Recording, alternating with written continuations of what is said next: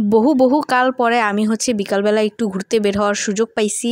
কাজের ব্যস্ততা এত বেড়ে গেছে, মানে সারা সপ্তাহই হচ্ছে আমার সকাল টু সন্ধ্যা মানে ব্যস্ত থেকেই পার হয়ে যেতেছে।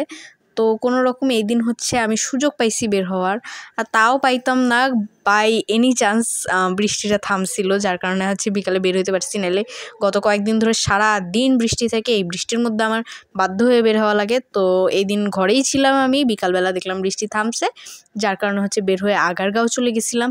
আর আগারগাঁওয়ের এখানে হইতেছে মানে অনেক অনেক স্ট্রিট ফুড আছে, তো ওখান থেকে একটা হচ্ছে নতুন হয়েছে এই শপটা।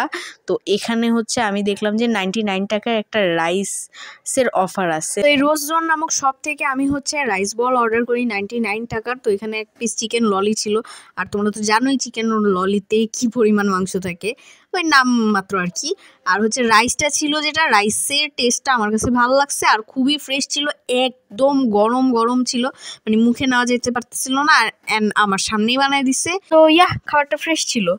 আর এরপরে হচ্ছে আমি হচ্ছে ম্যাগির স্যুপ নিয়েছিলাম একটা 20 টাকার, যেহেতু একটু ঠান্ডা ঠান্ডা ওয়েদার, স্যুপ খাইতে ভালোই লাগতেছিল। কর্ন স্যুপ ছিল 20 টাকার আর কি, যেটা দেয়। তো এই স্যুপ টুপ খেয়ে আবার ওখান থেকে আমি হচ্ছে এই চাউমিনটা অর্ডার করি, আর এই চাউমিনটার প্রাইস মেবি ছিল 69 টাকা। আর এই চাউমিনটাও মোটামুটি ছিল, কোনো চিকেন টিকেন ছিল না। এরপর হচ্ছে আমি একটা লেবুর পিনিক খাই ফর দ্য ফার্স্ট টাইম, যেটা আমার কাছে একটুও ভালো লাগে নাই, মানে কেন মানুষ এটা খায় আমি জানি না। আমার সাথের জন্য আবার এটা খুবই ভালো লাগছে। তো দোকানদার মামা বললো এটার সাথে একটু শুকনো মরিচ ছিটিয়ে দিলে নাকি আরও বেটার লাগতো, যেটা ওনাদের দোকানে শেষ হয়ে গেছিলো।